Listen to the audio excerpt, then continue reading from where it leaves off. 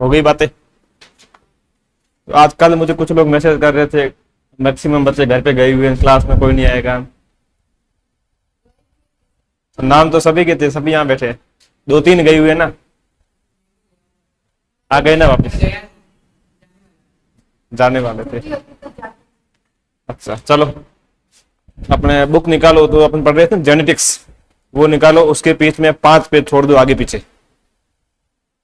अपन पढ़ रहे थे इवोल्यूशन, पढ़ रहे थे जीव विकास, उसके 5 पेज छोड़ दो आगे पीछे। कल पढ़ेंगे वो पेज आगे कल पूरे भरा दूंगा, और उसके आगे हेडिंग लगाओ वापिस। हाँ एक, हाँ मतलब आगे पीछे, आगे पीछे 1 2, हाँ ऐसे 5 की जगह 6 छोड़ दो, क्या 6 छोड़ दो, 1 2 3 4 5 6, 6 पेज छोड़ दो।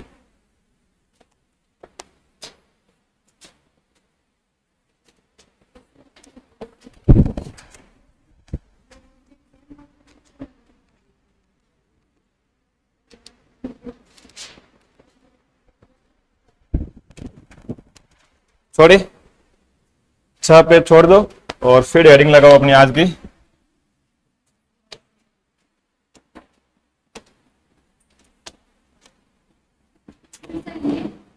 क्या ये क्या है? ये कौन सा फैमिली वाला? आप कौन सा टॉपिक कह रहे हो? है जीव विकास, मैंने कहा ना उसके पीछे 5 पेज छोड़ दो आगे पीछे गिन के, वो टॉपिक कल पूरा करूंगा मैं। आया समझ में? वहां अपन कल लिखेंगे।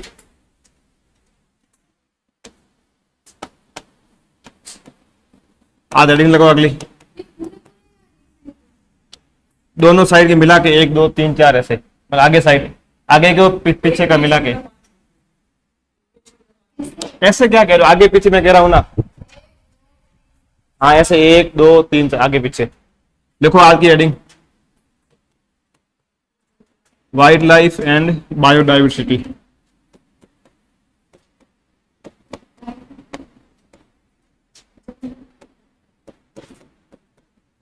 लिख लो, मैं समझा दूंगा सब।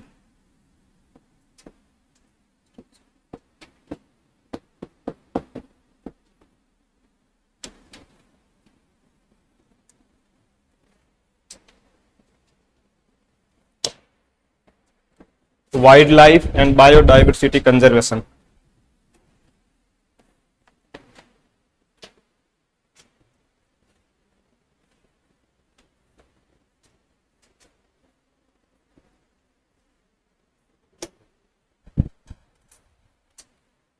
लिखा? अब देखो, ये पार्ट है अपने आप में, इकोलॉजी का पार्ट है। किसका पार्ट है? इकोलॉजी का। इकोलॉजी का मतलब पता है? पारिस्थितिकी। तो इकोलॉजी का पार्ट है। अब इकोलॉजी में 2 पार्ट आते हैं। एक पार्ट आता है जो अपन उसमें ये पढ़ते हैं प्राइमरी, जैसे ये कंज्यूमर होते हैं, फिर उसके अंदर अपन ये एनर्जी फ्लो पढ़ते हैं, न्यूट्रिएंट साइकिल पढ़ते हैं, और उससे पहले अपन इकोसिस्टम के पढ़ते हैं, मतलब उसके कितने टाइप होते हैं वो सब पढ़ते हैं। और एक पार्ट ये होता है जिसके अंदर हम लोग ये पढ़ते हैं, नेशनल पार्क के बारे में पढ़ते हैं, जो हमारी बायोडाइवर्सिटी है, जैव विविधता है, उस जैव विविधता का हमें संरक्षण कैसे करना है हम वो पढ़ेंगे आज। और इस टॉपिक के अंदर मैं बता देता हूं कि अपन क्या क्या पढ़ेंगे। सबसे पहले अपन इसमें पढ़ेंगे कि नेशनल पार्क क्या है, उसके बाद अपन पढ़ेंगे ये जैसे अभ्यारण्य होते हैं, आप जीके में पढ़ते हो, वाइल्ड लाइफ सेंचुरी, जीव ये अभ्यारण्य है। उसके बाद अपन इसमें आगे और भी, जैसे आपने एक सुना होगा हॉटस्पॉट, बायोस्फीयर रिजर्व है, वो सब अपन इसमें पढ़ेंगे। और वो सब पढ़ने से पहले एक टॉपिक उससे पहले पढ़ेंगे। अभी लिख क्या रहे हो? हाँ डेट डाल दो भले। और जो अपन 8 टॉपिक पढ़ेंगे उस टॉपिक की हेडिंग लगा दो सबसे पहले, bio geography. Bio geography, bio geography अपना आज का फर्स्ट टॉपिक है, बायो जियोग्राफी। लगाओ हेडिंग, बायो जियोग्राफी। हिंदी लिख दो अगर लिखनी हो तो। बायो का मतलब जैव, जियोग्राफी मतलब भूगोल, लिख लो जैव भूगोल, जैव भूगोल, जैव भूगोल। इसका फ्लैश कैसे पड़ रहा है सामने, लाइट वाला किसका ये?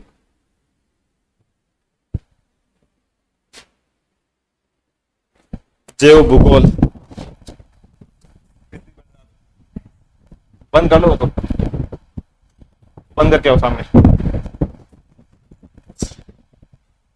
उसका पढ़ रहा है, तो नीचे कर दो पर्दा। देखो इधर, अब यहां पे दो शब्द है हमारे पास। इस बताओ बायो का मतलब क्या हुआ? लिविंग, लिविंग हो रहा है ना, तो मैंने लिखा ये लिविंग। जियोग्राफी का मतलब, हाँ हो गया, अब सही है। जियोग्राफी का मतलब भूगोल, ये मैंने लिखा भूगोल। अब मुझे बताओ लिविंग के अंदर क्या क्या आते हैं? प्लांट और एनिमल दोनों आते हैं ना, अभी लिखना मैं समझा रहा हूं, प्लांट और एनिमल दोनों आते हैं। ये मैंने लिखा प्लांट और ये लिखा एनिमल। अब अगर आपको संधि विच्छेद आपने हिंदी में पढ़ा होगा, बायो का मतलब लिविंग, लिविंग का मतलब प्लांट और एनिमल दोनों की बात होगी। जियोग्राफी का मतलब भूगोल, इसकी अब परिभाषा क्या बनेगी? प्लांट और एनिमल्स का भूगोल के अकॉर्डिंग या अर्थ के अकॉर्डिंग उनके वितरण का अध्ययन करना, मतलब भूगोल। अब आपने देखा होगा कि अब अपन जैसे राजस्थान की बात करते हैं, अब जैसे उतर आते हो हमारे इलाके में, पश्चिमी राजस्थान में, बाड़मेर जैसलमेर के अंदर, वहां पे प्लांट अलग होंगे, वहां एनिमल भी अलग होंगे। वहां के आप गाय देखना, उस गाय की हाइट है, मतलब उसकी हाइट अच्छी है, यहाँ वाली गाय भी इतनी है। यहाँ हमारे को देख के ही बता देते आप बाड़मेर जैसलमेर से हो, हाइट देख के ही, मतलब लोग अनुमान लगा देते हैं। ये क्यों? जियोग्राफी के रीजन है ना, और क्या है? तो मतलब ये जियोग्राफी के अकॉर्डिंग प्लांट और एनिमल का वितरण कैसे है, हम लोग इस टॉपिक के अंदर वो पढ़ेंगे। आया समझ में? फिर आता है कि इसका फादर कौन है। जैसे अपन ने पढ़ा था जेनेटिक्स के, पढ़ा था ना, फादर ऑफ जेनेटिक्स, ठीक उसी प्रकार से इसमें एक टर्म आता है फादर ऑफ इंडियन बायोजियोग्राफी। क्या आता है? Father of Indian biogeography, father of Indian biogeography. तो ये अगर आपको कोई पूछे कि फादर ऑफ इंडियन बायोजियोग्राफी कौन है, अभी लिखना है, मैं साथ में लिखा दूंगा अलग से, तो आपका आंसर जाएगा एल्फ्रेड। तो आपका आंसर होना चाहिए Alfred, Alfred Russell's. Russell, Russell कौन है पता है? एक वेस्ट इंडीज का एक गेंदबाज है, अगर कोई क्रिकेट खेलता हो तो। Alfred Russel Wallace, wireless, Alfred Russell's Wallace को जाना जाता है फादर ऑफ बायोजियोग्राफी। आया समझ में? बायो, और इसकी परिभाषा क्या होगी? प्लांट और एनिमल का जियोग्राफी के अकॉर्डिंग वितरण का अध्ययन करना। साइंस की वह शाखा जिसके अंदर प्लांट और एनिमल का हम भौगोलिक वितरण के आधार पर उसका हम अध्ययन करते हैं, उसको बोलते हैं बायोजियोग्राफी।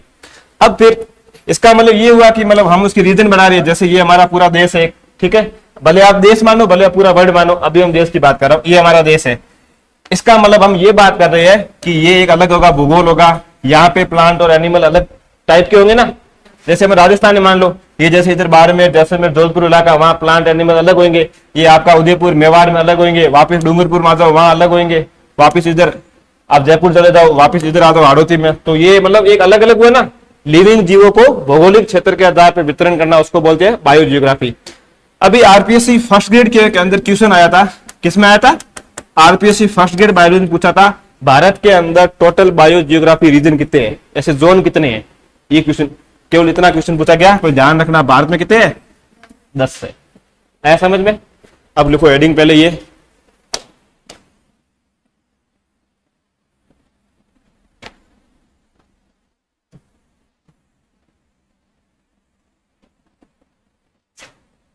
अब लिखो इसके नीचे, मैं बोल रहा हूं वैसे, पहले ये लिख लो, father of Indian biogeography, father of Indian biogeography. और जहां जहां मैं लिखा हूं पीवाईक्यू, उसके पीछे पीवाईक्यू लिखते रहना। Father of Indian biogeography, father of Indian biogeography Alfred Russels, ये लिख लो, Alfred Russel Wallace, Wallace, Alfred Russel wireless.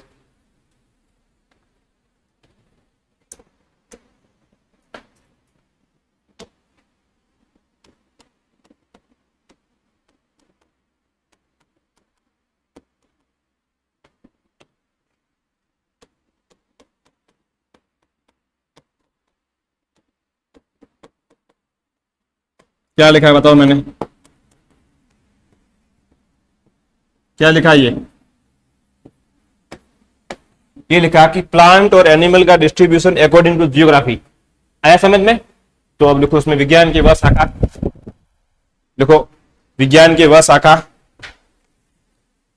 और किसी को लेकर लिखना शॉर्ट में ऐसे लिख सकते हो, बाकी अगर पूरा लिखना पूरा लिख लो। विज्ञान की वह शाखा जिसके अंदर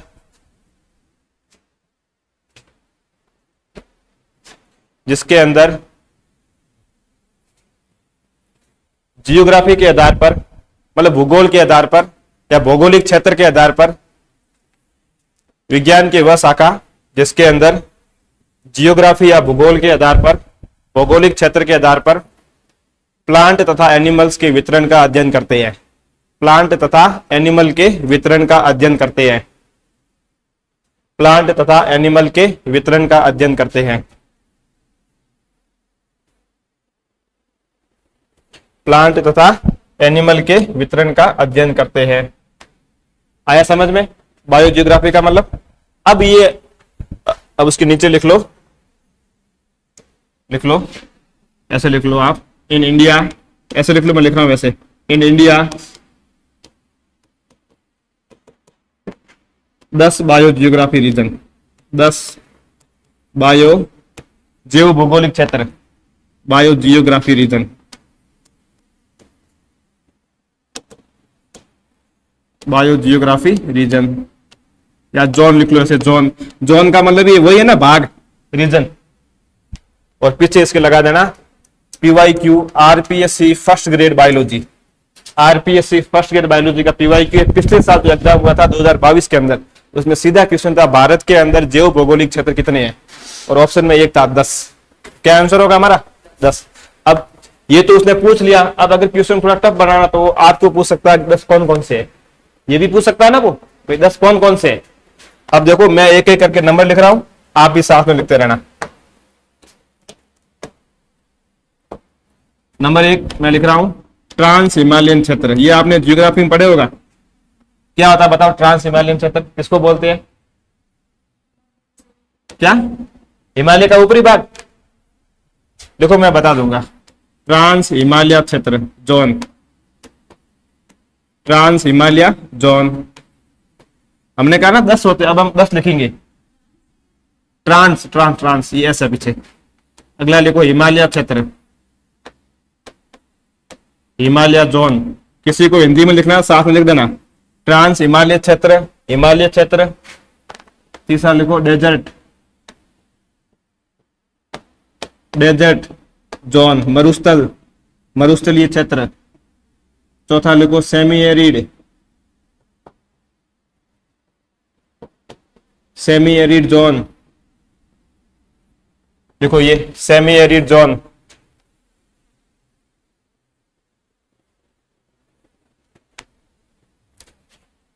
फिर इधर लिखो पांचवा अर्धशुष्क।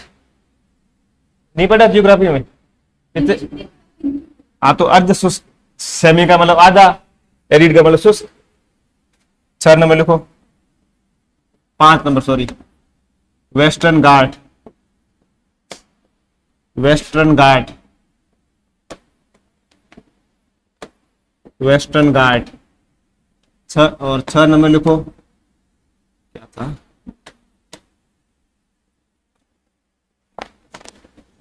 दक्कन प्लेटू, दक्कन का पठार, ये पढ़ा? दक्कन का, दक्कन प्लेटू, दक्कन का पठार।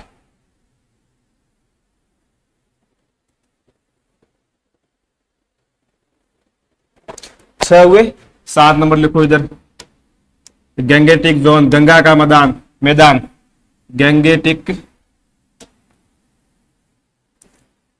गैंगेटिक जोन, गंगा मैदान। बताओ राजस्थान के कौन सा भौगोलिक क्षेत्र गंगा मैदान के नाम से जाना जाता है? कौन सा? 4 है ना भौगोलिक क्षेत्र। उत्तर, उत्तर का विशाल मैदान राजस्थान कहाँ आता है? तो मैंने पूछा राजस्थान का कौन सा क्षेत्र? हाँ, राजस्थान का कौन सा भौगोलिक क्षेत्र गंगा के मैदान के नाम से जाना जाता है? पूर्वी में। क्यों? कारण गंगा का मैदान भी नदियों से बना है और पूर्वी मैदान भी नदियों से होता है। कहा जाता है कि जो हमारी अरावली है, उस अरावली के ये वाला भाग, जो पश्चिम वाला भाग है, वो तो होता है कल्चर से संबंधित है, और जो अरावली की इधर जो आप वाला मेवाड़ वाला भाग है, इधर वाला, ये पूरा एग्रीकल्चर का भाग, या नदियां हैं। हमारे उधर पानी है, नदियां नहीं है। पानी नहीं है ऐसे कहा जाता है, लेकिन खूब है, किसी को पानी खूब है वहां। तो 7वां क्या हुआ? Gangetic zone. और अब आगे 8वां लिखो, north east west, north east zone, पूर्वोत्तर। ये होता है नॉर्थ और उत्तर और पूर्व के बीच में क्या होगा, पूर्वोत्तर। ये नॉर्थ यानी उत्तर, ईस्ट यानी पूर्व। फिर आगे लिखो 9 number coastal zone, coastal zone.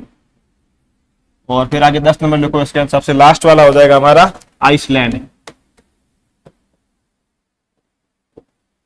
अब आपने ऐसे लिखे ना, ऐसे लाइन, हाँ ठीक है ऐसे लिखना, मेरे जैसे मत लिख देना। लिखा आइसलैंड, ये हमारे हैं 10 जो हमने अभी ऊपर पढ़ा था। अब ये याद रखना, इस बार पूछ सकते हैं निम्नलिखित में से कौन सा बायो जियोग्राफिकल जोन नहीं है भारत के अंदर। तो कौन कौन सा, पहला लिख दो एक बार।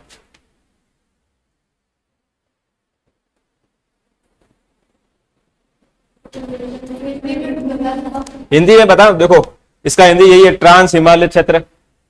सुनो, हिमालय क्षेत्र 2 नंबर। 3 नंबर सुनो, मरुस्थल क्षेत्र, डेजर्ट को, डेजर्ट मरुस्थल हुआ ना। 4 नंबर सुनो, अर्ध शुष्क क्षेत्र। 5 नंबर सुनो, वेस्टर्न क्या बोलते हैं, पश्चिमी घाट। हम ये बोलते हैं ना, हमारे अंदर वेस्टर्न कल्चर आ गया है, पश्चिमी घाट। लिखो हिंदी इसका, पश्चिमी घाट। ये हमारे वाला दक्कन पठार कहाँ है, कौन सा रीजन राजस्थान में, दक्कन का पठार कौन सा, हाड़ौती। और ये जो बात हो रही है भारत के संदर्भ में हो रही है, ठीक है ना।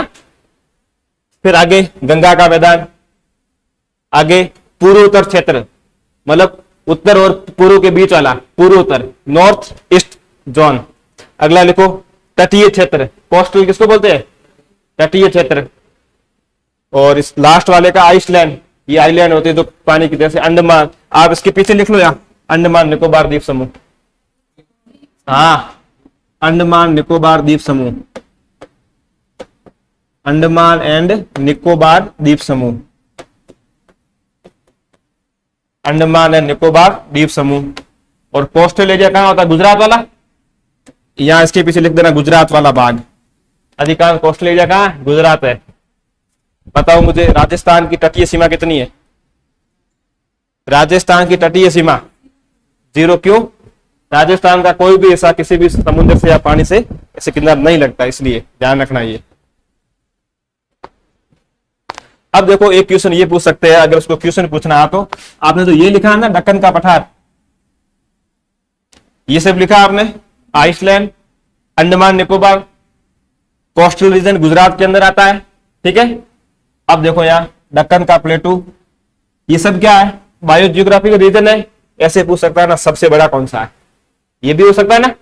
तो यहां लिख लो लार्जेस्ट, हिंदी में लिख लो ये सबसे बड़ा है, लार्जेस्ट बायो जियोग्राफी, मैं लिख रहा हूं लार्जेस्ट जोन। आप भले हिंदी में लिख लो सबसे बड़ा जैव भौगोलिक क्षेत्र, लार्जेस्ट बायो जियोग्राफिकल रीजन। पूछ सकता है इनमें से सबसे बड़ा कौन सा है।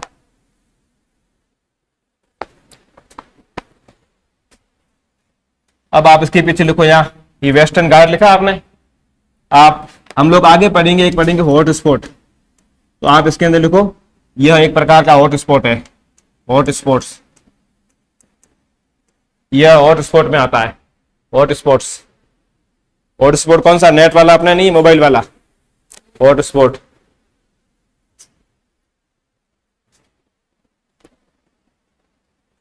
इसको हमने क्या बोला, अर्ध शुष्क, क्या मतलब हुआ इसको हम, मतलब हम मैं ये बोल सकता हूं कि डेजर्ट भाग खत्म हो रहा है और वापस प्लांट फॉरेस्ट स्टार्ट हो रहा है, यही हुआ ना। हम इसको अर्ध शुष्क बोल रहे ना, उसमें डेजर्ट भी है प्लांट भी है, तो उसको मैं बोल सकता हूं ट्रांजिशनल जोन, संक्रमण स्थल। भाई आप जीके में पढ़ते हो ना, एक होता है शुष्क, एक होता है अर्ध शुष्क। आप शुष्क को शुष्क क्यों बोल रहे हो, वहां केवल डेजर्ट ही है पूरा, प्लांट कम है, लेकिन आप इसको बोल रहे हो अर्ध शुष्क, क्यों, आधा डेजर्ट है आधे प्लांट है, उसको हम बोल सकते हैं संक्रमण स्थल। लिखना वाले लिख लेना, बाकी कोई जरूरत नहीं है। अब देखो मैं आपको बताता हूं क्वेश्चन यहां से, ये 10 के 10 याद रखना। पूछ सकता है निम्नलिखित में से कौन सा है या कौन सा नहीं है, आया समझ में। फिर पूछ सकता है सबसे बड़ा कौन सा है, दक्कन पठार। फिर पूछ सकता है कि निम्नलिखित में से कौन सा बायो जियोग्राफिकल रीजन हॉटस्पॉट में शामिल है, पश्चिमी घाट, वेस्टर्न घाट। फिर ये तो कुछ नहीं, नॉर्मल है, ठीक है ना। अब आ जाओ इसके ऊपर, ऊपर क्या लिखा था, ये क्वेश्चन पूछा हुआ, मैंने आपको बताया था इंडिया में कितने हैं, 10 बायोजियोग्राफिकल रीजन है। अब लगाओ नीचे नोट, नीचे नोट लगाओ।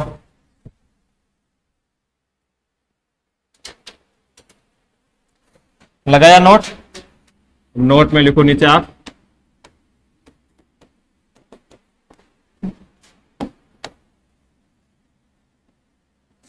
नोट में लिखो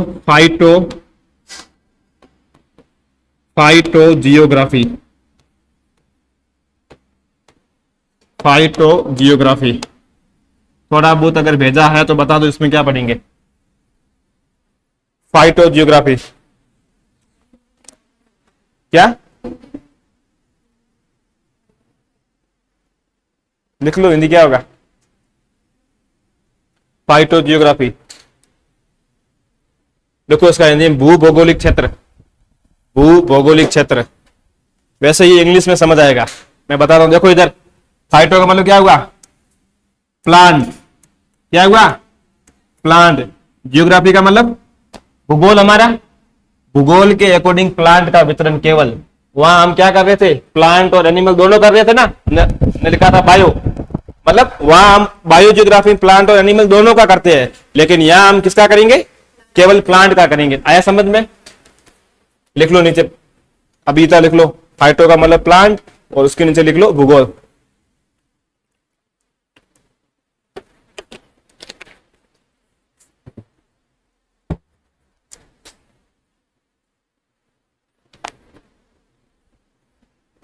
अब देखो लिखा ये सब। अब आपको ऐसे नहीं लग रहा है कि यह एक बायोजियोग्राफी की ब्रांच है, शाखा ही है ना भाई। वहां भी हम प्लांट का कर रहे थे, यहाँ केवल प्लांट का कर रहे हैं, वहां दोनों का कर रहे थे, तो इसके नीचे लिख लो यह बायोजियोग्राफी की शाखा है, ब्रांच ऑफ बायोजियोग्राफी। यह बायोजियोग्राफी की ब्रांच है, यह बायोजियोग्राफी की शाखा है, ब्रांच ऑफ बायोजियोग्राफी।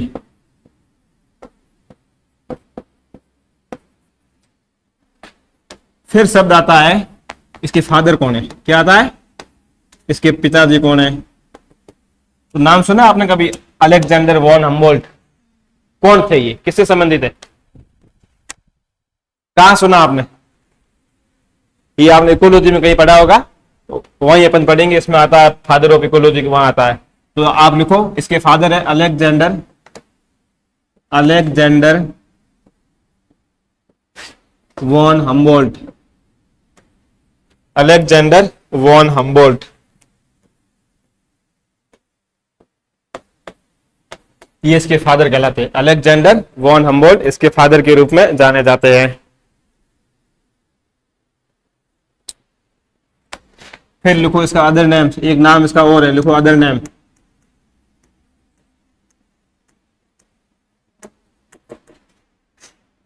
अब मुझे बताओ जियोग्राफी का मतलब जियोलॉजी, यही हुआ ना, तो जियोग्राफी मतलब जियोग्राफी होगा, भूगोल। फाइटो का मतलब प्लांट, प्लांट का अध्ययन किसमें करते हैं, बॉटनी में करते हैं ना, तो उसका दूसरा नाम है जियो बॉटनी। जियो का मतलब जियोलॉजी, बॉटनी का मतलब प्लांट। देखो अदर नेम जियो बॉटनी, जियो बॉटनी। अदर नेम क्या है, जियो बॉटनी।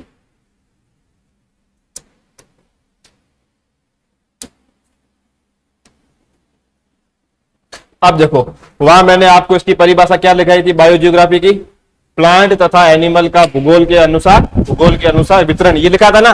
तो यहां मैं क्या लिखाऊंगा, ओनली प्लांट का। तो मैं ऐसे लिख सकता हूं, study of plant distribution according to geography. आप लोग हिंदी में लिख लो, ऐसे लिख लो, इसके अंतर्गत प्लांट का भूगोल के आधार, प्लांट के वितरण का अध्ययन किया जाता है भूगोल के आधार पर। इसके अंतर्गत प्लांट के वितरण, प्लांट के वितरण का, प्लांट के वितरण का भूगोल के आधार पर किया जाता है।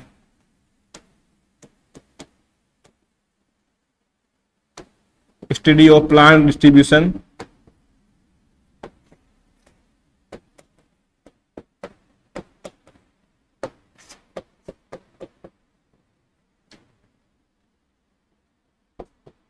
According to geography. इसका मतलब यहां पर भी अलग अलग ग्रुप होंगे। यही हुआ ना, हम क्या कर रहे हैं, भूगोल के आधार पर अध्ययन कर रहे हैं। इसका मतलब यहां पर भी ग्रुप होंगे ना, अलग अलग जियोग्राफी अलग अलग ग्रुप होंगे। तो नीचे लिखो, बताओ मुझे बायो जियोग्राफी कुल भारत में कितने जोन है? 10 जोन थे, ये है 9। या नीचे लिख लो total zone, total zone, total region कितने हैं? 9। अब यहां आपको वो नाम याद नहीं रखने हैं, केवल इतना लिख लो। ये आपके सिलेबस नहीं दिया हुआ है, लेकिन उसकी ब्रांच है तो क्वेश्चन पूछ सकता है वो, ठीक है ना।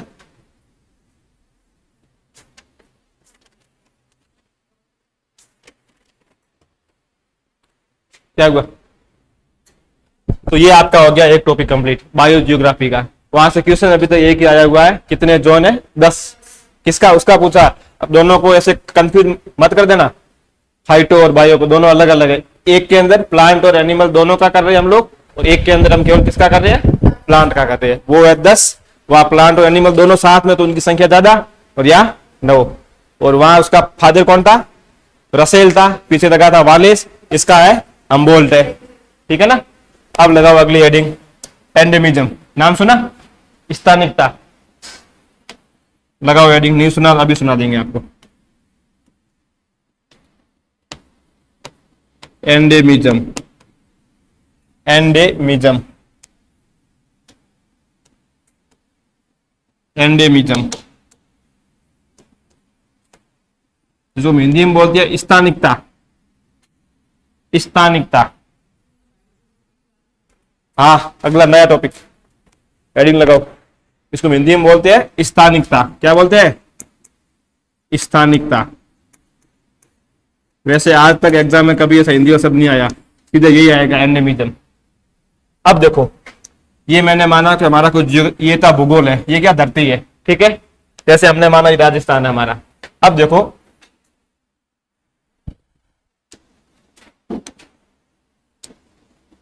ये अलग अलग क्षेत्र है इसके, राजस्थान के।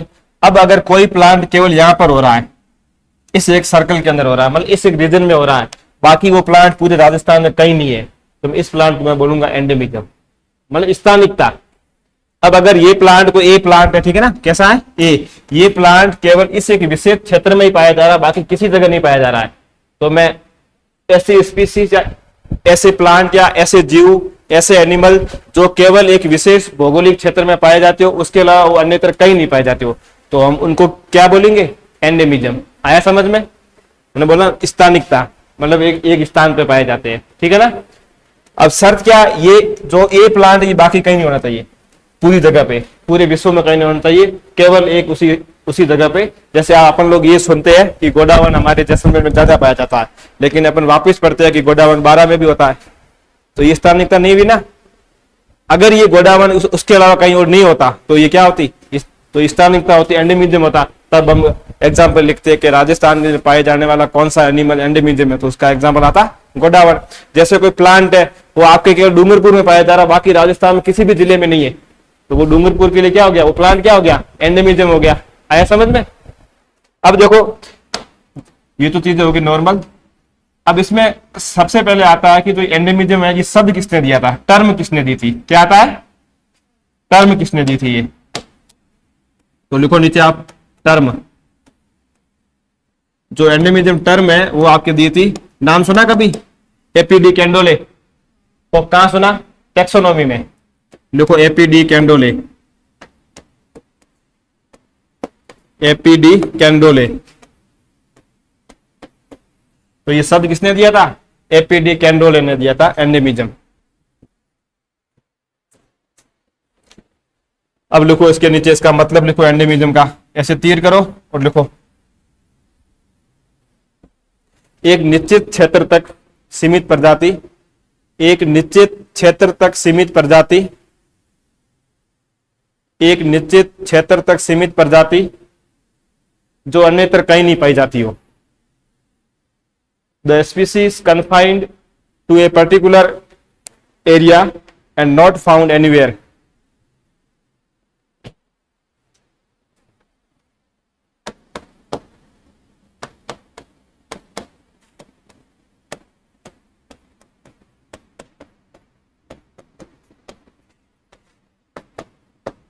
क्या लिखा, एक स्पीसीज जो प्रेजेंट होती है केवल एक रेस्ट्रिक्टेड यानी निश्चित एरिया, ये होता है ना भाई, आपको रेस्ट्रिक्टेड किया जाता है, मतलब रेस्ट्रिक्टेड नहीं रेस्ट्रिक्टेड, एक फिक्स स्थान में आपको रहना है।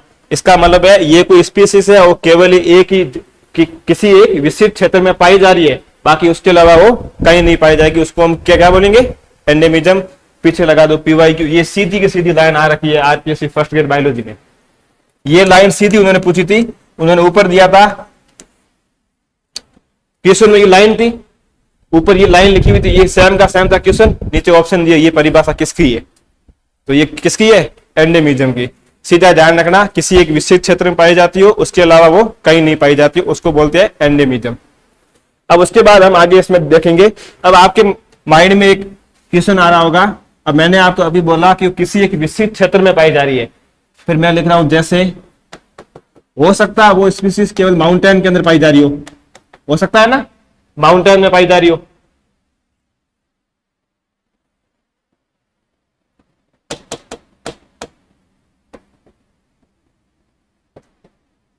कहां पाई जा रही हो, केवल माउंटेन के मतलब पहाड़ी इलाके में। ये भी हो सकता है कि वो स्पीसीज केवल किसी लेक में पाई जा रही हो, किसी झील के अंदर हो, तो भी रेस्ट्रिक्टेड है, केवल वहीं पे पाई जाती है। और ये भी हो सकता है कि वो स्पीसीज किसी एक स्टेट में पाई जा रही हो, किसी एक राज्य के अंदर है, बाकी किसी राज्य में नहीं है, तो वो क्या, वो भी एंडेमिज्म है। और ये भी हो सकता है कि वो विश्व के अंदर केवल एक देश के अंदर पाई जा रही हो, बाकी किसी देश में नहीं पाई जा रही हो, तो ये भी एंडेमिज्म है। लिख लो, जैसे पहाड़ी इलाकों में माउंटेन रेंज, पहाड़ी क्षेत्र, मतलब वो स्पीसीज केवल उस पहाड़ी क्षेत्र में पाई जाती है, ऐसा समझ में, पहाड़ी क्षेत्र, झील में, किसी राज्य में या किसी देश में।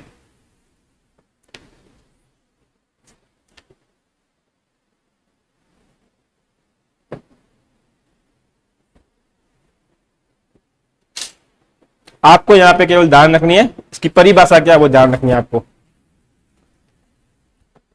अब इसके बाद अगला आता है, इस एंडेमिज्म के लक्षण क्या क्या है, कैरेक्टर क्या क्या है।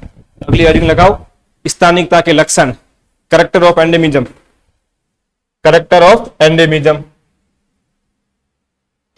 Character of endemism.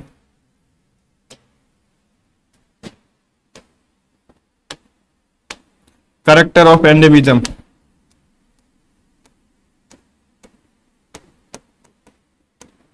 Character of endemism, स्थानिकता के लक्षण।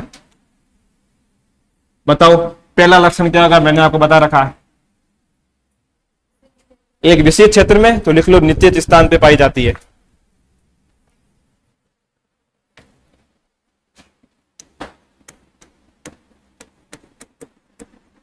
Specific geography,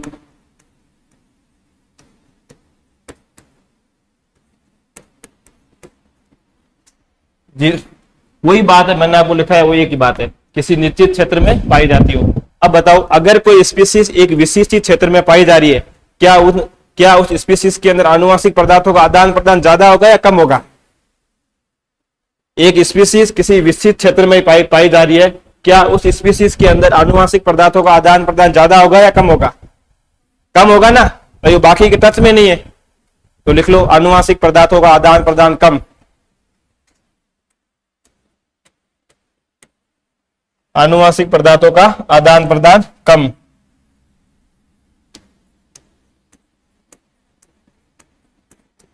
lower genetic exchange,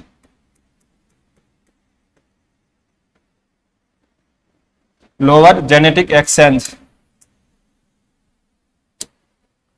अब मुझे आप ये बताओ, अगर कोई स्पीसीज एक विशिष्ट एक मतलब फिक्स स्थान में पाई जा रही है, उस स्पीसीज के नष्ट होने की मतलब संभावना ज्यादा होगी या कम होगी, ज्यादा होगी ना, क्योंकि वहीं पे अगर कोई भूकंप आ गया, कोई आग लगी तो पूरी नष्ट हो जाएगी, तो पूरी खत्म हो जाएगी ना, बाकी तो कहीं पर भी नहीं है। अब अगर कोई एक फैमिली है, वो एक ही गाड़ी में पूरी जा रही है, अब उस गाड़ी का अगर एक्सीडेंट होता है तो वो तो फैमिली पूरी एक साथ नष्ट हो जाएगी ना, तो ये प्रोबेबिलिटी है ना उस फैमिली के नष्ट होने की संभावना ज्यादा है। अब जैसे दो फैमिली है, एक कोई राम का घर, एक श्याम का घर है, राम के जो घर के है तो सारे वो कोई कहां बैठा कोई कहां बैठा, तो उनके नष्ट होने की संभावना कम है, क्योंकि अलग अलग है। अगर कोई ऐसा कोई खतरा आ भी गया तो एक दो खत्म होंगे, लेकिन श्याम वाले सभी एक जगह रहते हैं। अगर कोई तूफान भूकंप कुछ भी आ जाए कोई भी, तो वो उनके नष्ट होने की संभावना ज्यादा है ना। तो लिख लो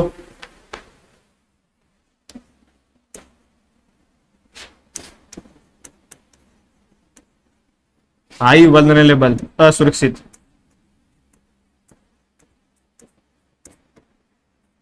हिंदी में लिख लो, ये लिख लो कोई नहीं, हाई वल्नरेबल, इसके आगे लिख लो असुरक्षित, इसका मतलब होता है असुरक्षित।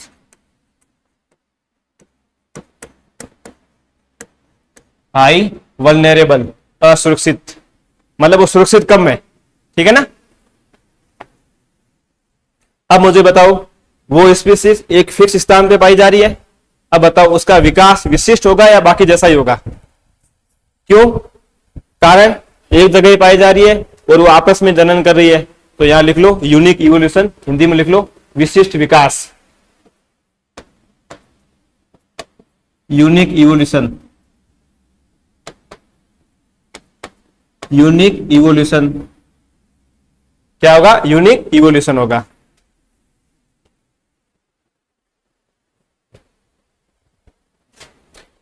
अब दो चीजें और बता रहा हूं, वो भी लिखाऊंगा नहीं, समझा देता हूं। इसके बाद अपने आगे आता है किसी स्पीसीज के एंडेमिज्म होने का कारण क्या है, वो स्पीसीज एंडेमिज्म क्यों बन रही है, वो स्पीसीज स्थानिकता क्यों हो रही है, क्या कारण हो सकता है आपके अकॉर्डिंग। हाँ, वातावरण कारण हो सकता है। तो मैं पहला कारण ये बोल सकता हूं कि वो वातावरण के प्रति ज्यादा अनुकूल नहीं होती, वो एक केवल उसी रीजन के प्रति अनुकूल होती है, इसलिए वो केवल वहां पे पाई जाती है। ये बात आई समझ में। दूसरा कारण बताओ, मैं ये बोल सकता हूं कि प्राकृतिक अवरोध, नेचुरल बैरियर, जैसे कोई स्पीसीज केवल यहाँ पाई जा रही है और उसके पास में पहाड़ है चारों, स्पीसीज वो कहीं नहीं जा सकती वो, तो ये कैसा, इसका प्राकृतिक अवरोध है ना, नेचुरल बैरियर होगा। दूसरा हो सकता है कि नदियां हो बहुत सारी, तीसरा हो सकता है डेजर्ट हो पूरा का पूरा, तो स्पीसीज कहां जाएगी वो। तो ये कई 3-4 कारण है जो उसके, वो ऐसे को लिखने की जरूरत नहीं, ऐसे समझा देता हूं आपको। अब लिखो आगे इसके टाइप्स ऑफ एंडेमिज्म, स्थानिकता के प्रकार।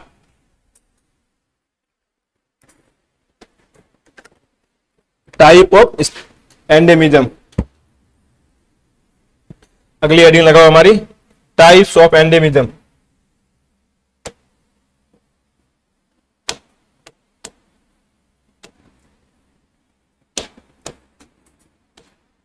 स्थानिकता के प्रकार, टाइप्स ऑफ एंडेमिज्म, एंडेमिज्म, स्थानिकता के प्रकार। उसमें लगाओ number 1 heading, ancient endemism, ancient endemism. कोई मुझे बताएगा एंशिएंट का मतलब क्या होता है? एंशिएंट कभी सुना नहीं, एंशिएंट हिस्ट्री नहीं सुना, आधुनिक नहीं, पुराना, प्राचीन, ठीक है ना। देखो पहले इसका मतलब बताता हूं, इसमें क्या होता है एंशिएंट एंडेमिज्म।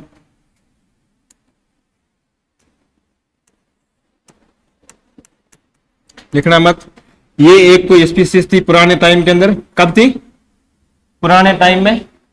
अब इसका लिखना लिख देना प्राचीन स्थानिकता, वैसे कोई मतलब नहीं, इंग्लिश रखो आप सामने, देखो लिखने के बाद। अब देखो इधर, ये कोई एक स्पीसीज थी प्राचीन समय में। अब इसके बाद 2 ऑप्शन है, जब, अब मैंने यहां लिखा पास्ट, पास्ट का मतलब क्या हुआ? भूतकाल, मतलब जब इसकी उत्पत्ति हुई थी, और एक मैं लिख रहा हूं नाउ, मतलब वर्तमान में, यही हुआ ना। अब देखो आप सामने देखो, लिख क्यों रहे हो आप? देखो इधर, ये एक कोई स्पीसीज है, ए, कौन सी स्पीसीज है? ए। ये जब स्पीसीज ओरिजिन हुई थी पुराने समय के अंदर, तब तो ये स्पीसीज थी यूनिवर्सल थी। क्या थी? क्या मतलब है यूनिवर्सल का? सार्वत्रिक पाई जाती थी, ठीक है ना। मैंने लिख लिया यूनिवर्सल स्पीसीज, मतलब ये स्पीसीज सभी जगह पाई जाती थी। लेकिन बाद में ऐसा वातावरण चेंज हुआ, ऐसा जलवायु चेंज हुई कि ये जो स्पीसीज है ये फिर एक पर्टिकुलर रीजन के अंदर ही आके रह गई, पर्टिकुलर एरिया। अब बताओ, ये स्पीसीज क्या पहले एंडेमिज्म थी? पहले ये थी एंडेमिज्म? नहीं थी, लेकिन वर्तमान में है। क्यों हुई? पहले ये पूरी जगह पाई जा रही थी, फिर कोई वातावरण में ऐसा चेंज आया, क्लाइमेट के अंदर चेंज आया, कि इस स्पीसीज को फिर क्या होना पड़ा, अब ये एक पर्टिकुलर एरिया के अंदर पाई जाती है। फिर आता है इसका एग्जाम्पल क्या है, ऐसी कौन सी स्पीसीज है, आपने पढ़ा होगा। बताओ लिविंग फॉसिल के नाम से किसको जाना जाता है, किसको? लिविंग फॉसिल जिम्नोसॉर्म में बताया था गिंको बाइलोबा, जिम्नोसॉर्म में पढ़ाया था गिंको बाइलोबा, लिविंग फॉसिल के नाम से जाना जाता है। देखो एग्जाम्पल, इसका एग्जाम्पल हो जाएगा क्या, गिंको बाइलोबा। ये पाया जाता है जर्मनी और जापान के अंदर। अब ये लिख लो आप। अब अगर किसी को लिखना है तो मैं ऐसी पूरी भाषा लिखा देता हूं, मेरे हिसाब से आप ऐसे लिख लो, आप इसको हिंदी में लिख देना, सभी जगह पाई जाती थी, सभी जगह पाई जाती थी।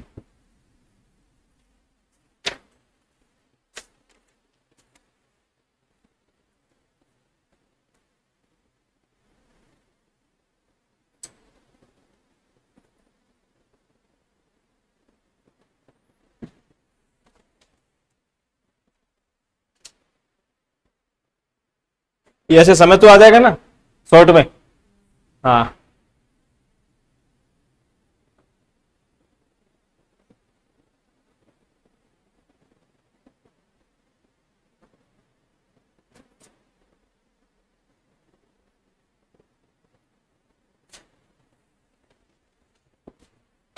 हो गया, लिखो 2 नंबर इसमें,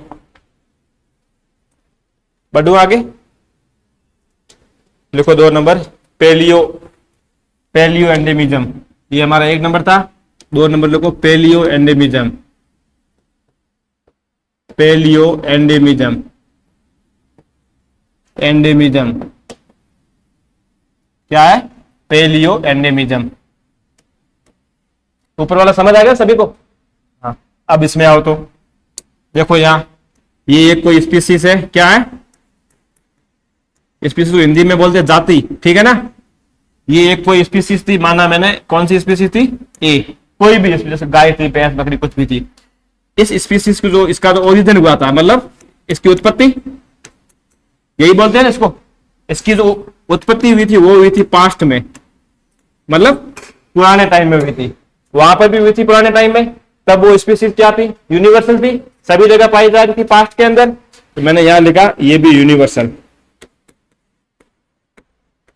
फिर क्या हो रहा था, समय के साथ में वातावरण चेंज हुआ, वो कैसे हो गई, एंडेमिज्म हो गई। लेकिन ये स्पीसीज समय के साथ चेंज नहीं होती है, इसका जो होता है वातावरण वो उसके लिए अनुकूल होता है हमेशा के लिए। आया समझ में? तो ये स्पीसीज बाद में एंडेमिक नहीं होती है। सॉरी मैंने गलत दिखा दिया, एक मिनट वापिस सुनना, वापिस सुनो। जब इस स्पीसीज का ओरिजिन हुआ था पास्ट के अंदर, पुराने टाइम के अंदर, तब से लगाकर आज तक ये स्पीसीज एंडेमिज्म है। आया समझ में? ये जब इसका ओरिजिन हुआ था तब भी ये छोटे एरिया में पाई जा रही थी, और वर्तमान में भी ये छोटे एरिया के अंदर है। इसका उल्टा हुआ ना, वहां क्या था, पहले वो बड़े एरिया में थी, फिर क्लाइमेट चेंज हुआ, वातावरण चेंज हुआ, वो छोटे के अंदर आ गई। यहाँ क्या हुआ, कोई चेंज नहीं है, वो जब इसका विकास हुआ तब से वो एक छोटे से घर में रह रही है। लिखो ये, ऐसे लिख लो, ये मेरे साथ समझ आ जाएगा। लिखो जाति उसकी जब उत्पत्ति हुई थी पुराने टाइम से, वो आज तक भी एंडेमिज्म है। और नीचे में लिखा एग्जाम्पल, कीवी बर्ड्स, इसका एग्जाम्पल है कीवी बर्ड्स।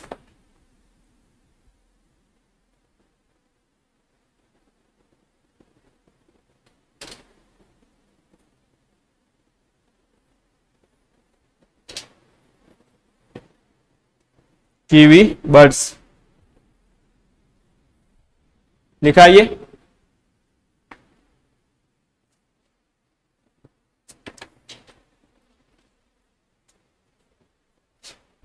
आगे लिखो।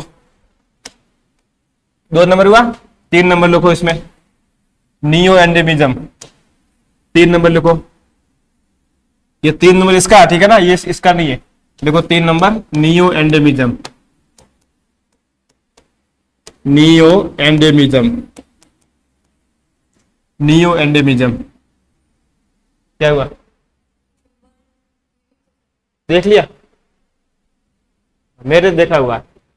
देखो नियो, हाँ ऐसे डायग्राम देखे करो तो क्या थोड़े देखो देंगे अच्छे से। देखो नियो नियो नियो एंडेमिज्म,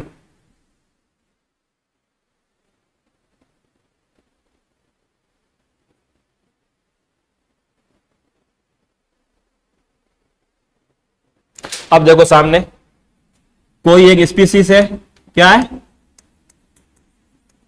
पहले वाले में क्या था, पहले वो थी यूनिवर्सल, बाद में हो गई रेस्ट्रिक्टेड एक एरिया के अंदर, तो हमने उसको बोला था, क्या टाइप बोला था हमने,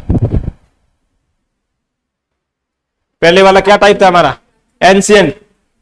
फिर हमने कहा जब से उसकी उत्पत्ति हुई है तब से वो एक छोटे से एरिया में रह रही है। अब आता तीसरा नियो, ये कोई स्पीसीज है, इस स्पीसीज के अंदर होता है या तो होगा इवोल्यूशन, क्या होगा, विकास,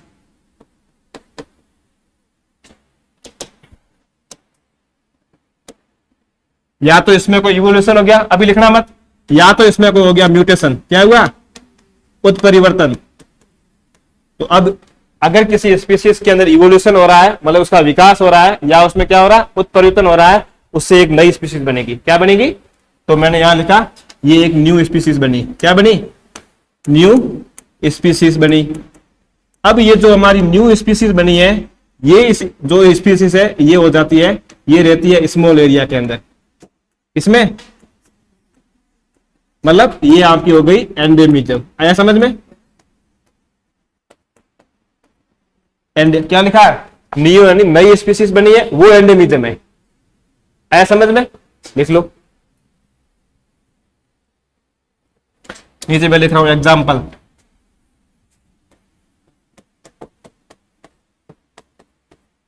पाइपर नाइग्रम, कभी खाइए, हमेशा खाते हो आप में, चाय काली मिर्च चाहिए, ये इसका नाम है, काली मिर्च का नाम है बॉटनिकल, लिख देना कोष्टक में काली मिर्च, किसमें डालते हो, छाछ में, काली चाय में नहीं डालते, हाँ जुकाम होने पे, हाँ लिखो पाइपर नाइग्रम।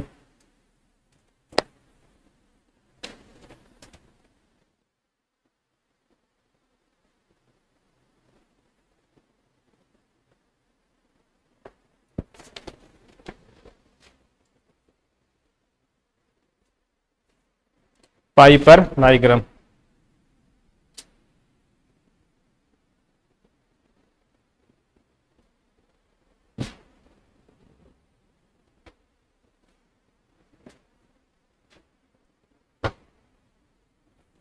ये लिखने के बाद अगला लिखो 4 नंबर लास्ट, स्यूडो एंडेमिक, आभासी स्थानिकता, स्यूडो एंडेमिक, हो गया। आगे लिखो 4 number,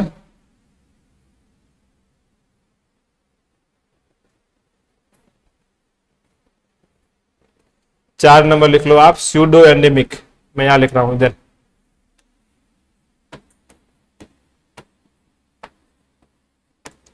pseudo endemic, pseudo endemic, pseudo endemic,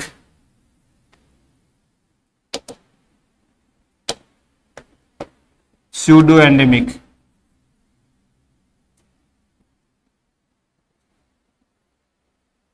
लिखा। अब देखो इधर मैं लिख रहा हूं पेरेंटल, लिखना मत अभी, पेरेंटल स्पीसीज के अंदर क्या होता है, म्यूटेशन, फिर ये जो बनती है इसको हम, फिर जो स्पीसीज बनेगी इसको हम क्या बोलते हैं, फिर ये आपकी हो जाएगी एंडेमिक, आया समझ में। जो जनक स्पीसीज है, जो उनकी पेरेंट्स है, उसके अंदर म्यूटेशन होगा, उसके अंदर म्यूटेशन होने से जो बनेगी स्पीसीज उसको बोलेंगे स्यूडो एंडेमिक स्पीसीज, आया समझ में। इसका एग्जांपल आता है जो ध्रुव, जो ये अपने पोल होते हैं, पोल को क्या बोलते हैं हिंदी में, पोल को हिंदी में क्या क्या बोलते हैं, अंटार्कटिका, ध्रुव, ये हाँ वो ध्रुव, बर्फ वाले, हाँ उत्तरी ध्रुव, हाँ सुनो, इसका एग्जांपल हो जाएगा पोलर बियर,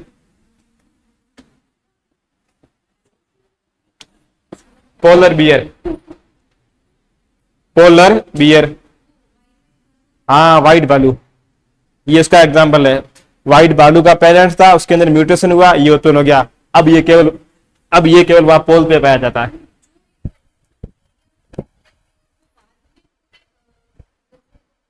ये इसका जो पेरेंट्स था ना, ये पर्टिकुलर एरिया में नहीं था, आया समझ में? इसका पेरेंट्स, हाँ ये यूनिवर्सल, लेकिन फिर इसमें म्यूटेशन हो गया। ये हो सकता है उस एरिया में ज्यादा पाए जा रहे हो, लेकिन इसके अलावा कहीं और भी हो सकता है। आया समझ में? इसका जो पेरेंट्स है, हाँ ये हो सकता है कि वो मैक्सिमम पोलर रीजन में पाए जाते हो, लेकिन ये नहीं कि वो केवल वहीं पाया जाता हो। अब उसके अंदर म्यूटेशन हो गया, तो ये बन गया हमारा पोलर बियर। ये केवल कहां पाया जाता है?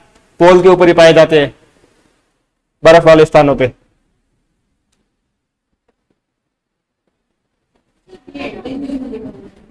एंडेमिज्म, एंडेमिज्म क्या कह रहे हो?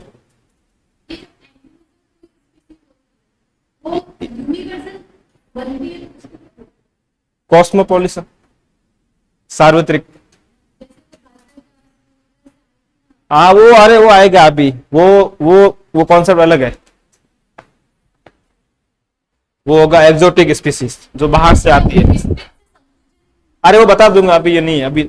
अभी इतना ध्यान रखो, एंडेमिज्म का मतलब सब आएगा आगे। तो ये हमारे हो गए टाइप, कंप्लीट हो गए। अब लिखो आगे एग्जाम्पल ऑफ एंडेमिज्म, और लगा देना इंपॉर्टेंट। एग्जाम्पल ऑफ एंडेमिज्म लगा देना इंपॉर्टेंट। यहां से आज तक कोई क्वेश्चन आरपीएससी नहीं पूछी है यहां तक, लेकिन बाई चांस पूछ दे, कोई भरोसा नहीं है, क्योंकि कर्नल केसरी सिंह ने सीधा बोल रखा है कि पेपर उस लेवल के आएंगे कि आपसे सोल्व भी नहीं होंगे। हाँ तो अरे इस बार कल नहीं रहने देंगे। आप लिखो आगे, लिखो example of endemism.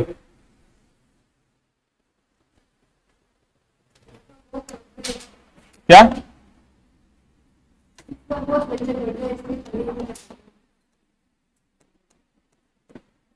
Examples of endemism, endemism. अब इसको डिवाइड कर लो दो भागों में, ऐसे। एक लिखेंगे प्लांट के एग्जाम्पल, एक लिखेंगे एनिमल के। प्लांट एग्जाम्पल, दूसरा आप लिख लो एनिमल एग्जाम्पल।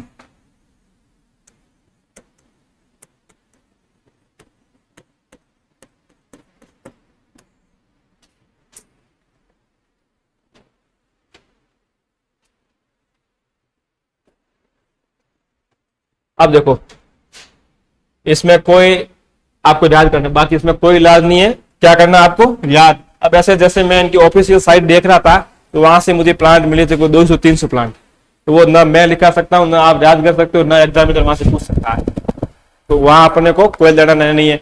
मैंने यहाँ पर वो एग्जाम्पल लिए जो इंडिया के अंदर आज तक जितने भी एग्जाम हुए वहां से उन्होंने क्वेश्चन पूछ रखे हैं, तो मैंने उस ऑप्शन में जो थे ना वो लिए। बाकी ऐसे जो अपने राजस्थान में पाए जाते हो, क्योंकि अपना एग्जाम राजस्थान का है, तो वो अपने को राजस्थान से संबंधित ज्यादा पूछेगा।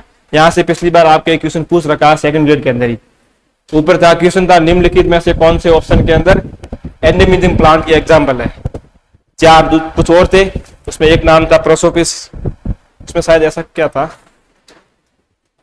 हाँ ऐसा कुछ था, उसमें ये पूछा था एंडेमिज्म है या नहीं, ऐसा कुछ पूछा था। तो पहला आप एग्जाम्पल लिखो ब्यूटिया मोनोस्पर्मा, ब्यूटिया मोनोस्पर्मा,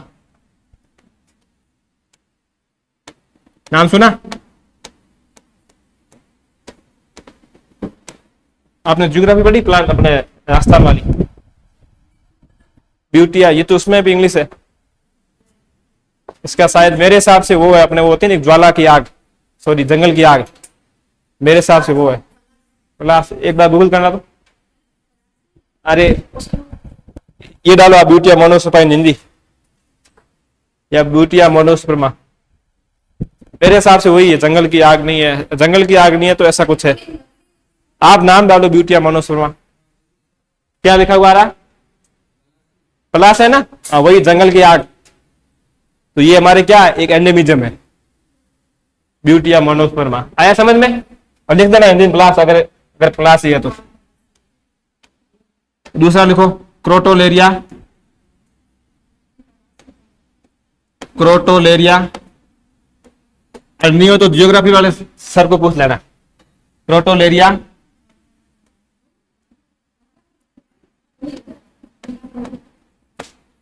अरे अगला लिखो क्रोटोलेरिया जंसिया। गांव में होती है ना? हाँ, तो इधर आपकी इधर होती है, हमारी इधर नहीं होती है बस। तो एंडेमिज्म हो गई ना।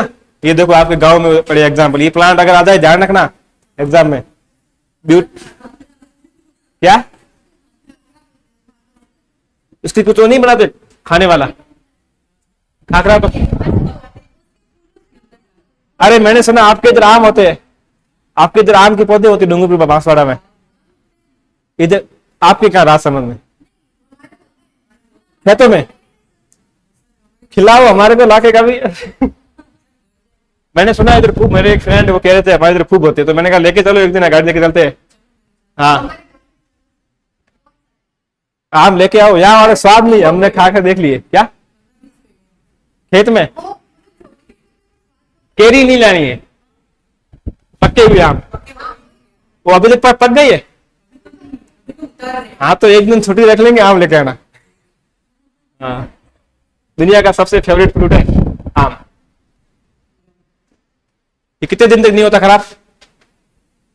एक महीने नहीं चलेगा है? 5-6 दिन पड़ा रहेगा फ्रिज के अंदर यार। तो देखो हमारे उधर आम नहीं होते। देखो ब्यूटिया मोनोस्पर्मा, क्रोटोलेरिया है। महंगे कुछ नहीं, रेट में तो फर्क नहीं आता। जैसे अभी यहाँ मैं कल लेके गया था, अभी शायद 3-4 रेट मिलते हैं। एक कोई 200 रुपये पड़ा, कोई 100 रुपये पड़ा, 50 रुपये पड़े। अब आप लिखो, ये ज्यादा मत जोड़ दो। Butea monosperma, Crotalaria juncea. एक आपने ये पढ़ा होगा कभी, डिकिल पटेरा। अरे लिखो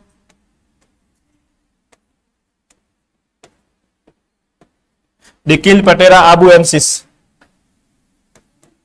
ये कभी आपने नाम सुना है? पहले सुनो, राजस्थान जीके में क्या हुआ?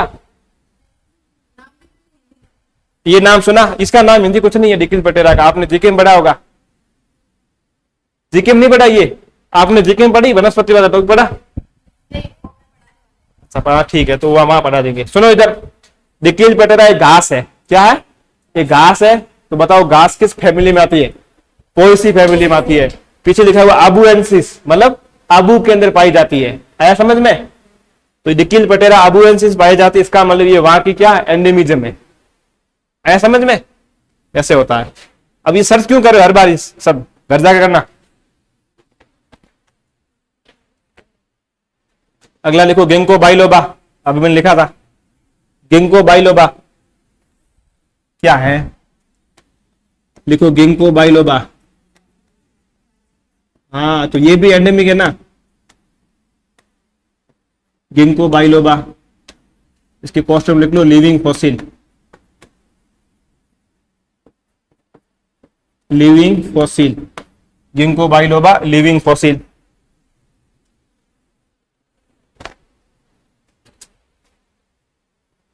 और 2 प्लांट और लिख लो जो आपके आरपीसी में उन्होंने पूछ रखे हैं। एक है फेरोनिया, फेरोनिया लिमोना, फेरोनिया लिमोना। और इसके अलावा दूसरा मैंने पूछा है वाइटेक्स,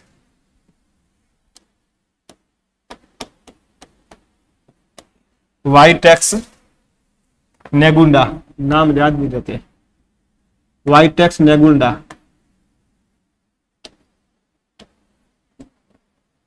ये दोनों आरपीएससी फर्स्ट ग्रेड, सुनो इधर, ये दोनों question RPSC first grade PYQ है बायोलॉजी के।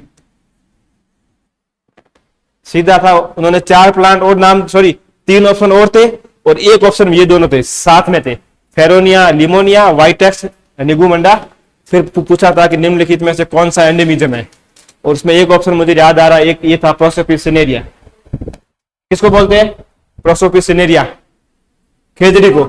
तो खेजड़ी एंडेमिज्म नहीं हर जगह पाई जाती है, ये केवल ये एंडेमिज्म। तो वहां 3 ऑप्शन कोई और थे, एक ऑप्शन ये दे रखा था। तो ये पीवाईक्यू फर्स्ट ग्रेड का, बायोलॉजी फर्स्ट ग्रेड में आ रखा ये एग्जाम क्वेश्चन।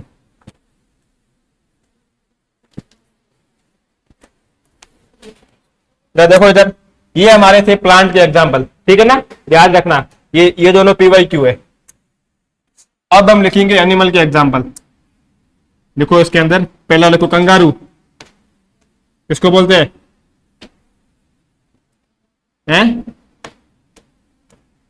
देखो कंगारू, क्या जिराफ नहीं है? जिराफ को बोलते हैं क्या? तो नहीं नहीं, जिराफ को जेब्रा बोलते शायद यार, जेब्रा नहीं।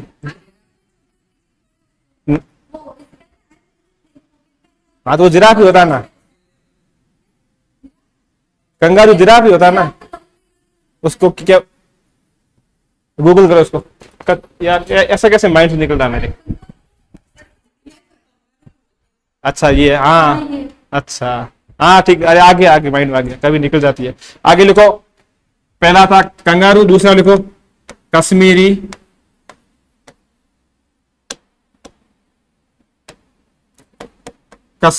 स्टेग,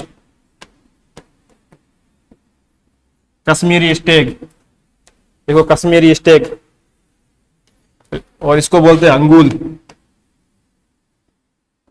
अब मुझे बताओ राजस्थान का वन्य जीव क्या है? सॉरी वन्य पशु चिंकारा, उसी प्रकार से कश्मीरी का क्या है? कश्मीर का अंगूल है। फिर घर जाके देखना, अंगूल है, क्या है? अंगूल है कश्मीर का। अब बताओ ये कहां पाया जाता है? तो कश्मीर के अंदर एक नेशनल पार्क है जिसका नाम है दाचीगम। क्या नाम है? दाचीगम।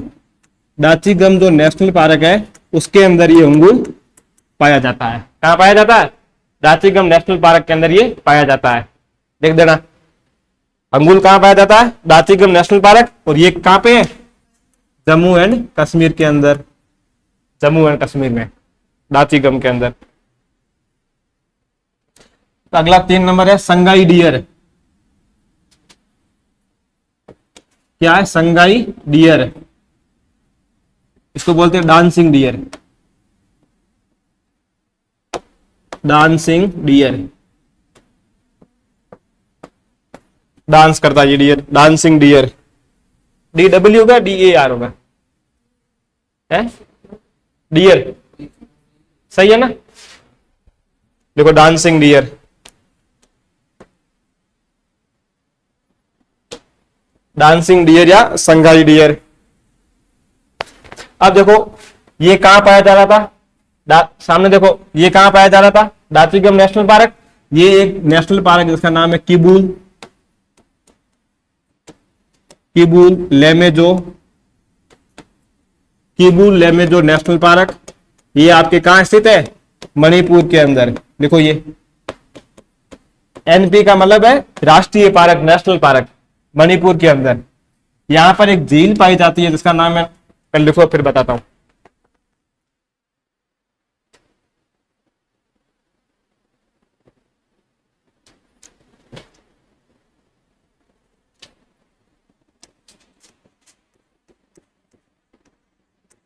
अब सुनो इधर, ये क्या है? एक झील है।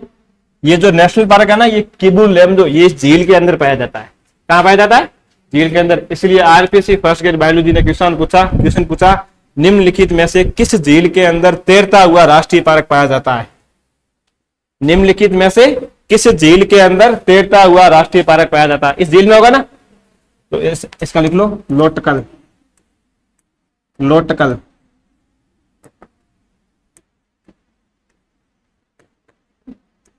लोटकल झील। तो बताओ ये झील कहां होगी? मणिपुर में होगी ना, देखो मणिपुर।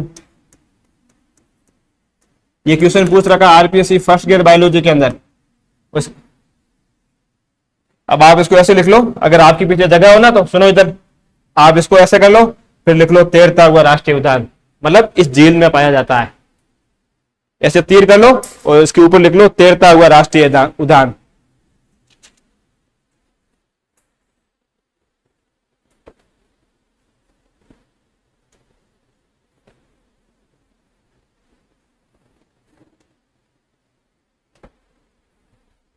ठीक है, पीछे लिख देना PYQ। सीधा पूछा हुआ, निम्नलिखित में से किस झील के अंदर तैरता हुआ राष्ट्रीय उद्यान पाया जाता है? क्या पता अगला क्वेश्चन ये हो जाए।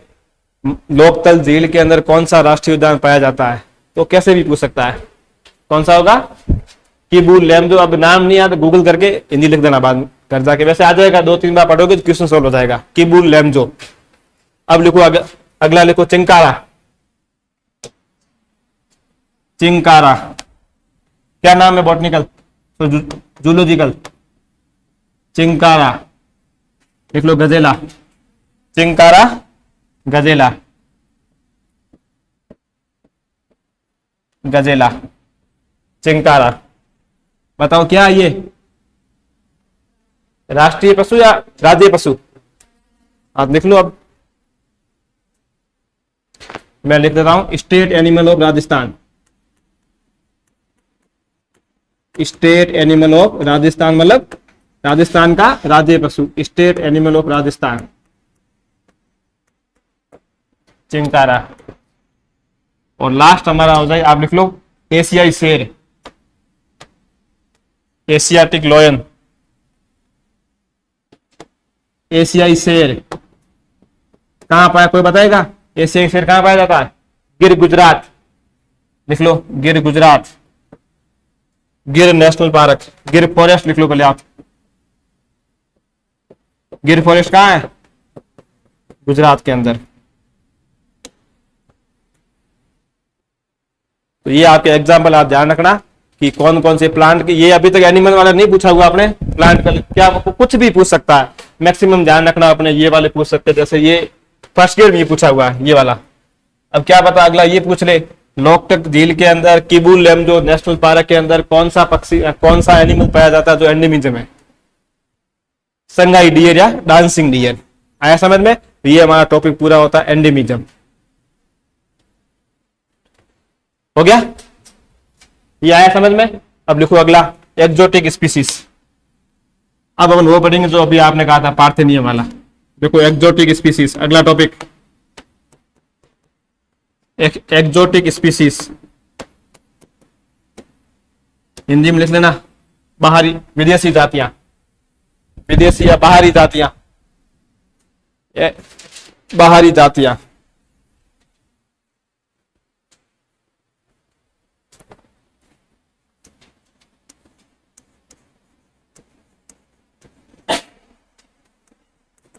देखो other name invasive, invasive species,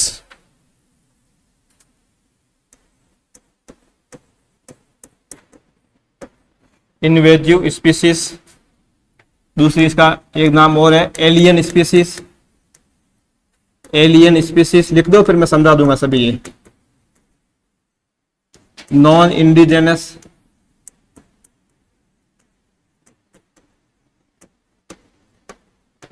non indigenous species. अगला हो जाएगा बायो इन्वेंडर्स।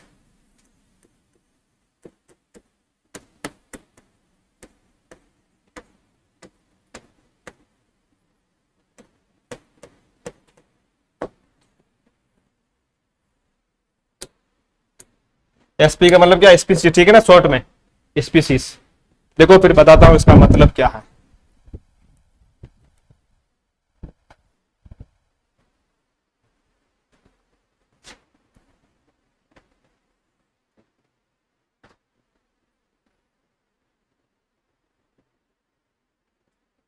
देखो इधर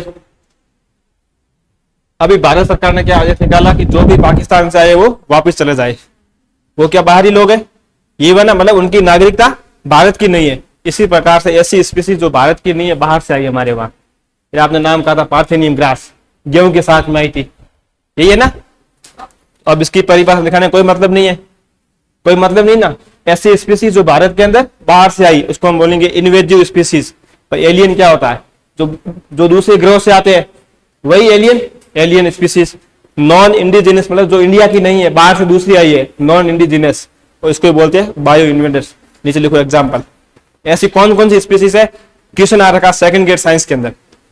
देखो एग्जांपल लिखो, एग्जांपल और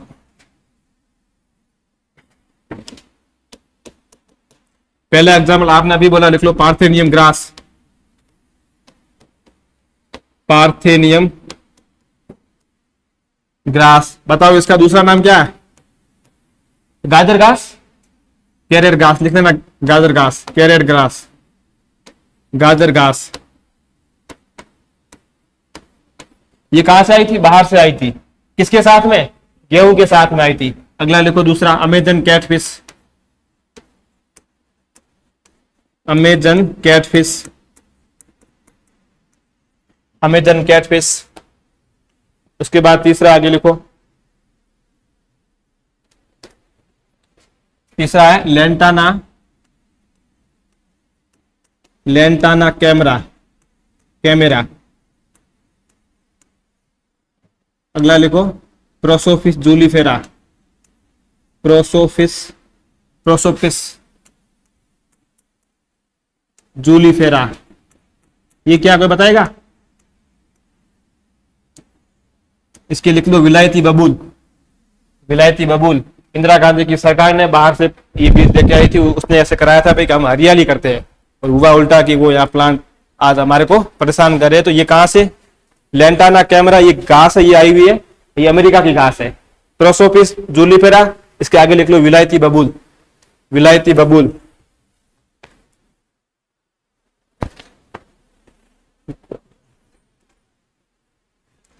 अगला लास्ट लिख लो इकोर्निया। नाम सुना है? ये नाम सुना कभी? इकोर्निया,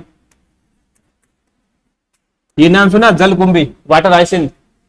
वो क्या बाहर से आया था ना, हमारे यहाँ लेके आए थे भाई हम, क्या इसके फूल अच्छे होते हैं इसलिए वो पानी में उगाया था, लेकिन हुआ ये कि उसने पूरे पानी के अंदर ही अपना आक्रमण कर लिया।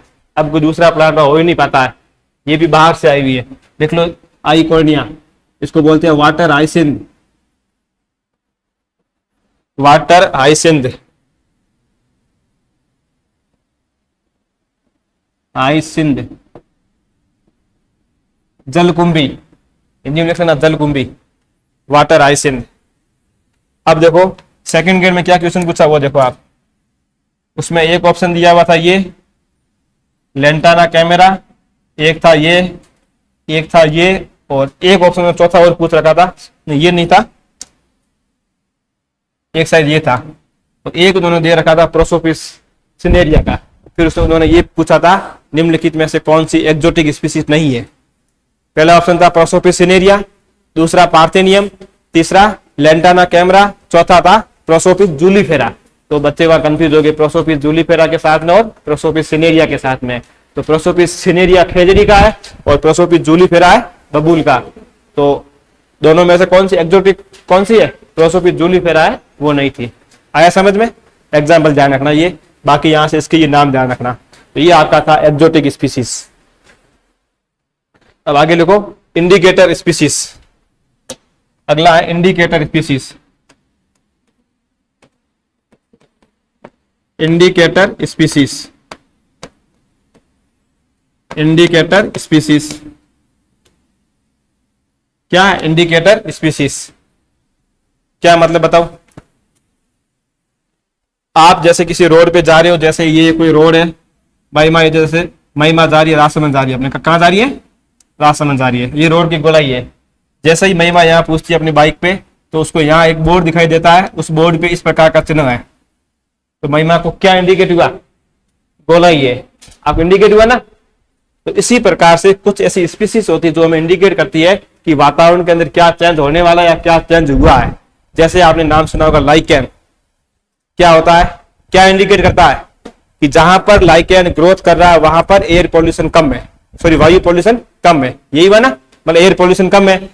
लाइकेन किसके प्रति सेंसिटिव है? CO2, sorry SO2, sulphur dioxide के प्रति होता है।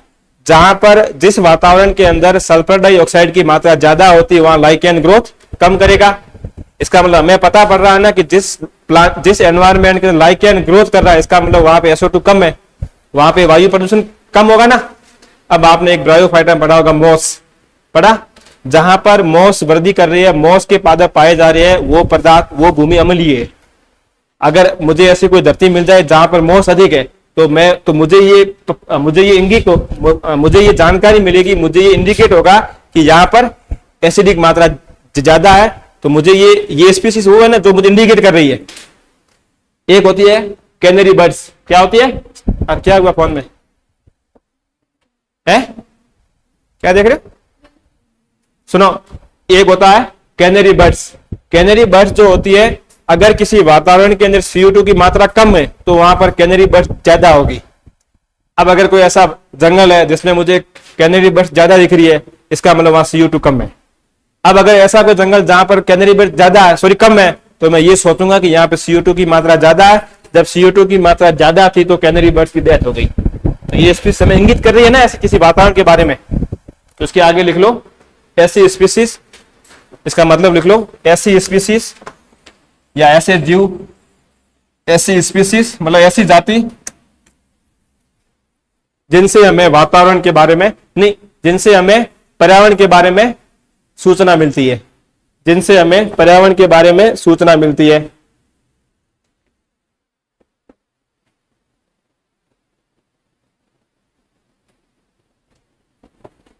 नीचे लिखो एग्जाम्पल,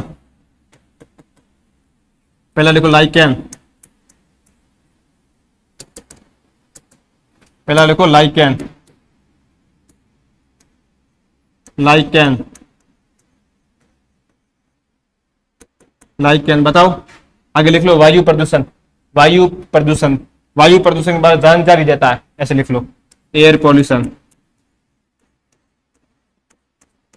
वायु प्रदूषण के बारे में जानकारी देता है। और उसके कोष्टक में लिख देना SO2। जहां पर SO2 ज्यादा होगी वहां लाइकेन नहीं होगा, और जहां पर SO2 कम होगी वहां लाइकेन होगा।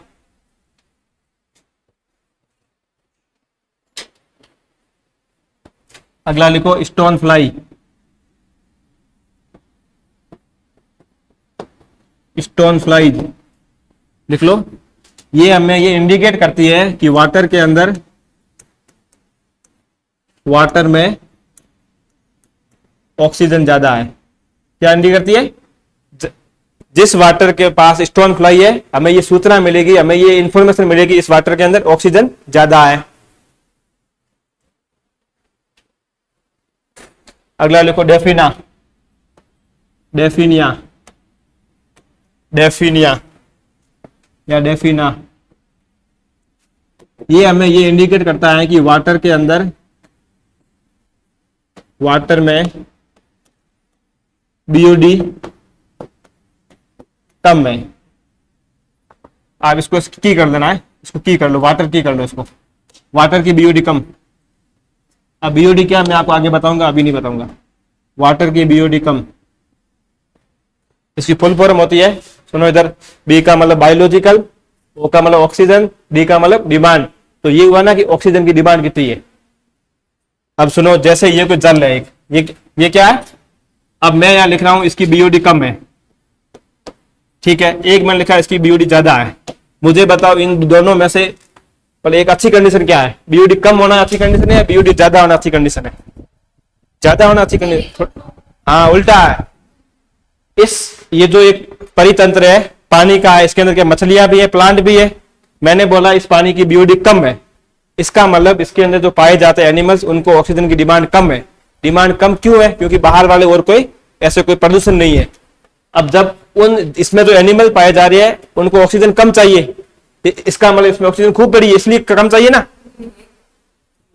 ये मैं वैसे अपना टॉपिक आगे आएगा। बाकी इसकी फुल फॉर्म है बायोलॉजिकल ऑक्सीजन डिमांड। ये बताता है कि उस समुद्र, उस पानी के अंदर ऑक्सीजन कितनी है, हमें ये मात्रा बताता है। जैसे मैंने यहां बोला इस पानी की BOD कम है, कम का मतलब क्या हुआ? ऑक्सीजन की डिमांड कम है। किसको? उसके अंदर जो एनिमल रह रहे उनको। तो इसका मतलब किसी भी जल की BOD कम होनी चाहिए तब अच्छा होता हो। और अगर मैं बोलूं BOD ज्यादा है तो मतलब ऑक्सीजन की डिमांड ज्यादा है। अब डिमांड ज्यादा कब होगी? जब कम होगी तब ज्यादा होगी ना। आया समझ में? तो ये उल्टा ध्यान रखना।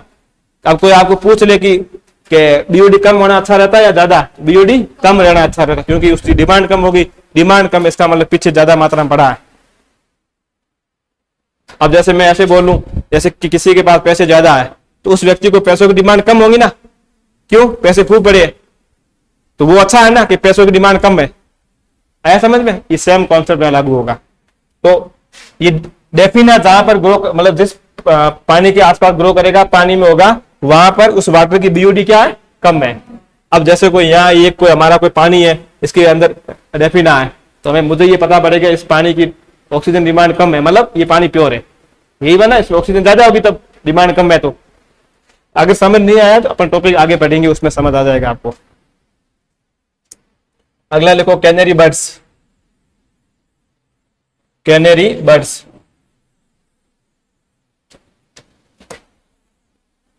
अगला लिखो कैनरी बर्ड्स। कैनरी बर्ड्स ये कोई एक पक्षी है। कैनरी बर्ड्स ये बताती है कि CO2 कम है किसके अंदर, एनवायरमेंट के अंदर, पर्यावरण के अंदर। लिख देना पूरा आप, CO2 कम पर्यावरण में, CO2 कम, या आप इसको बोले एयर लिख लो तो भी कोई बात नहीं, इसको आप एयर लिख लो। CO2 कम है इसमें, मतलब वायु में CO2 कम है, इसका मतलब किसी एनवायरमेंट के अंदर कैनरी बर्ड्स उड़ रही है, इसका मतलब उसमें CO2 कम इसलिए उड़ रही है। अब जैसे ही उस एनवायरमेंट के अंदर CO2 ज्यादा हो जाएगी तो कैनरी बर्ड्स की डेथ हो जाएगी। तो कैनरी बर्ड्स हमें इंडिकेट कर रही है ना कि वातावरण की संरचना कैसी है, वातावरण के बारे में सूचना दे रही है। अगला लिखो मोसेज। आवाज नहीं, लिखो मोसेज। ये हमारे एक प्रकार की क्या है, ब्रायोफाइटा है। जहां पर मोसेज ग्रो कर रही है वो हमें ये इंडिकेट कर रहा है जिस सॉइल के अंदर मोसेज वृद्धि कर रहे हैं वो सॉइल अम्लीय है, ठीक है ना। लिख लो अम्लीय मृदा, एसिडिक सॉइल, एसिडिक सॉइल। तो आया समझ में ये इंडिकेटर स्पीसीज के बारे में।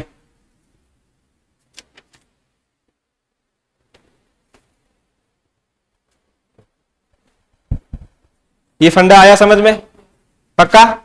अब मैंने आपको देखो ये क्वेश्चन आ रखे एग्जाम के अंदर, मैं आपको PYQ बता देता हूं। ये आ रखा है एग्जाम के अंदर, और ये डेफिना वाला एग्जाम में आ रखा है, कैनरी बर्ड्स वाला आ रखा है, ये पूरे आ रखे हैं, ये सभी PYQ भाई, किसी न किसी एग्जाम में आ रखे ये PYQ। उसके बाद ये मैंने आपको यहां बता दिया, ये पूरा एकदम PYQ है, कुछ नहीं, इसमें आपको केवल एग्जाम्पल ध्यान रखने हैं। क्वेश्चन यहां से बाहर नहीं जाएगा, एक और गारंटी दे रहा हूं, अगर यहां से क्वेश्चन बाहर गया तो राजस्थान का कोई भी बच्चा नहीं कर पाएगा, ये और गारंटी दे रहा हूं, ठीक है ना। ये उनकी ऑफिशियल साइट से डाटा लिया, जो एक मतलब एक नॉर्मल स्टूडेंट वहां से नहीं ले पाता सब एक साथ में, ये जो इनकी ऑफिशियल साइट है वहां से लिए हुए डाटा। अब ये मैंने आपको यहां बता दिया, ये दोनों PYQ है, और ये भी PYQ फर्स्ट ग्रेड का है कि कौन सा तैरता हुआ पाया जाता है। वहां से कुछ नहीं पूछा हुआ, यहां से अभी तक कोई कुछ नहीं पूछा हुआ, ये मैंने आपको ऐसे बताया, बाई चांस पूछ लिया तो ध्यान रखना। उसके बाद इसकी जो अपने लिखी थी ना परिभाषा, क्या लिखी थी, एक सीमित स्थान में पाया जा रहे और अन्यत्र कहीं नहीं, वो PYQ फर्स्ट ग्रेड, वो सेम की सेम लाइन डिटो है, कॉपी पूरी एकदम। तो मैंने ये परिभाषा वहीं से उठाई है। उसके बाद ये अभी तक नहीं पूछा हुआ एपीडी कैंडोले वाला, बाकी कुछ नहीं पूछा हुआ, ये कुछ नहीं इसमें, ये थोड़ा ध्यान रखना अलेक्जेंडर, और इस 9 के अंदर उस 10 में कंफ्यूजन मत होना। और फिर ये नाम ध्यान रखना, थोड़ा ये ध्यान रखना कौन सा सबसे बड़ा बायोजियोग्राफिकल रीजन है, ये थोड़ा ज्यादा पढ़ना, उसको कम पढ़ना, किसको, फाइटोजियोग्राफी को। और ये ध्यान रखना ये वाला क्वेश्चन पूछा हुआ PYQ, और इस बार हो सकता है ये पूछ ले, फादर कौन है, अल्फ्रेड रसेल वॉलेस, इसको ध्यान रखना। आया समझ में।